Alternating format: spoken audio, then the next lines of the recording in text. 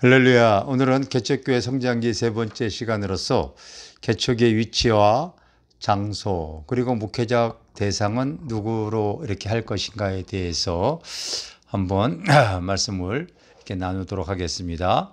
제가 성도들에게 자주 어필하는 내용이 있어요. 사람에는 그 인생의 구조로 자기의 구조를 형성해 나간다. 그 인생의 구조에는 네 가지의 어떤 기본 조건이 있는데 그게 바로 뭐냐면 생각하고 기쁘기를 원하고 그런 말미암아 시간을 내고 돈을 쓴다 이렇게 가리키고 있어요. 즉 아침에 예를 들어서 아침에 일어나서 자기가 간단하게 그냥 식사 라면을 끓여 먹을까 아니면 찌개를 해 먹을까 생각하고 자기가 기쁜 쪽으로 시간을 내고 돈을 쓰지요. 그리고 식사 후에 오늘 누구를 만날까 만나지 말까 생각을 해봅니다. 그래서 자기가 좋은 쪽으로 기쁜 쪽으로 시간을 내고 돈을 쓰지요. 이렇게 하루에도 자기의 인생은 수없이 요 네 가지의 구조에 반복을 해서 자기의 인생을 이렇게 형성해 나가고 있습니다. 개척지에 대해서도 이게 똑같이 적용이 되어지죠. 내가 연고지가 있는 곳에서 개척하는 것이 나을까? 아니면 전혀 알지 못하는 곳에 가서 개척하는 것이 바람직할까? 또 내가 부자 동네 가서 교회를 개척할까? 아니면 가난한 곳에 가서 교회 개척할까? 이런 거에 대해서 다 생각하고 자기가 기쁜 쪽으로 시간을 내고 돈을 씁니다. 무작정 교회를 한다고 해서 아무 건물이나 얻어서는 안 되겠지요. 그래서 요거를 자기의 어떠한 목회적 이 성향 또 나이 그리고 배움, 지식 이런 것들을 스스로 잘 점검을 해서 결정해 나가야 되겠습니다. 우리 동네에는 어떤 그 새로운 업종이 가게가 들어올 때 저는 저 가게가 저 업종으로서 성공을 하겠다 아니면 실패하겠다 제가 볼 때 금방 깨달아집니다.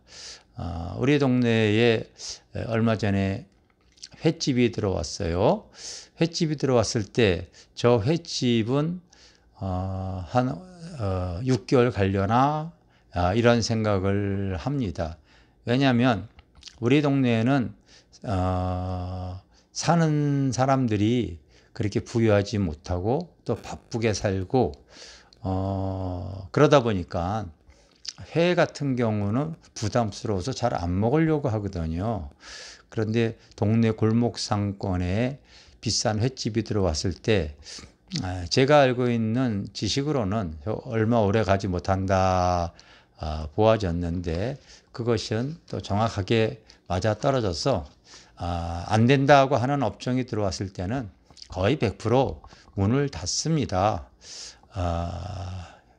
제가 또 이제 목요일 날 목요 정기 집회를 한 10여 년 동안 계속 해 왔는데 어떤 그 목회자 되시는 분이 맨 앞자리에 와서 은혜를 받았어요.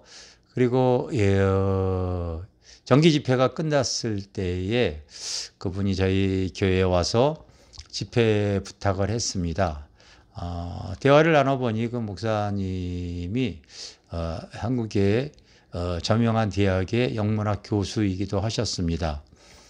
그래서 그 교회를 찾아가 봤더니 목회자가 그러한 영성과 지성을 같이 갖고 있다 보니 이 성도들의 대부분이 교수와 의사들이 대부분이더라고요.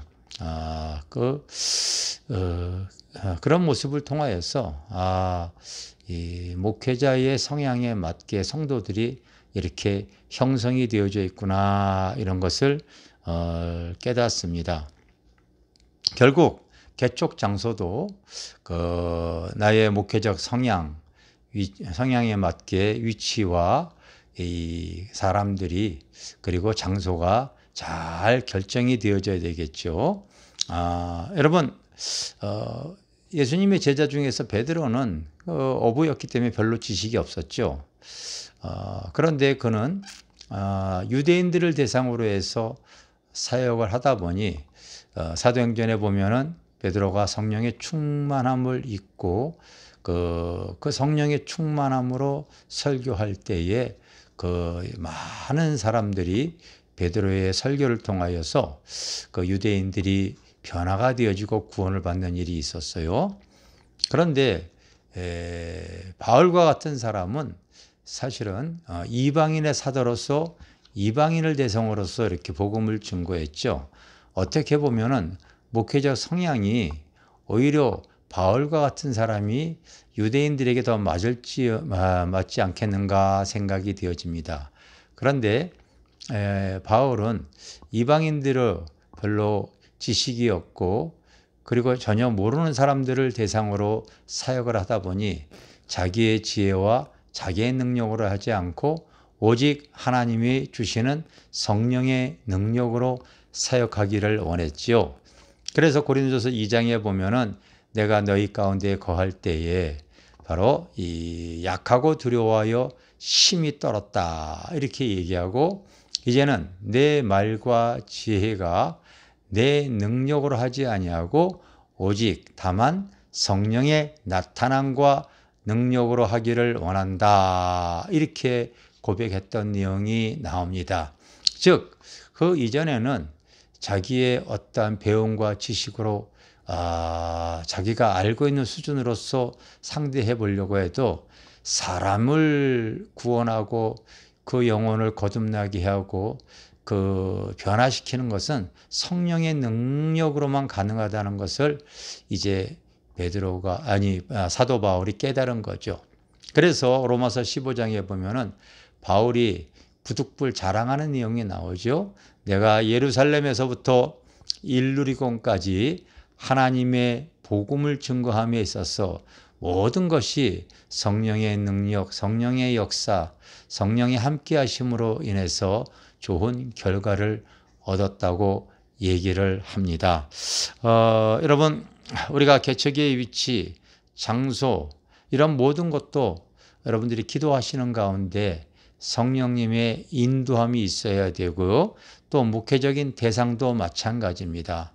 내가 무조건 똑똑하다고 해서 똑똑한 사람들이 대상이 되어질 것인가 아닌가 이거를 여러분들이 잘 판단을 하셔야 됩니다.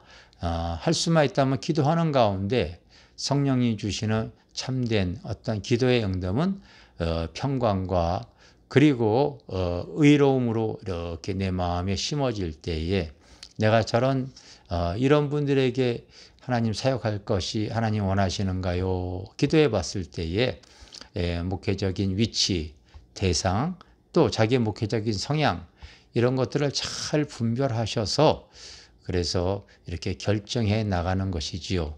무작정 이 건물 임대료가 싸다고 해서 자기가 어디서 하는 것이 편하다고 해서 그냥 이렇게 개척을 할 때는 한번 이렇게 또 어려움을 겪을 수가 있습니다. 이런 내용들을 여러분들이 한번 잘 숙지하시고 하나님 앞에 기도하는 가운데에 바로 그 위치나 장소 또 자기의 목회적인 성향들을 잘 분별하여서 하나님 앞에 잘 인도함 받았으면 좋겠습니다. 할렐루야, 감사합니다.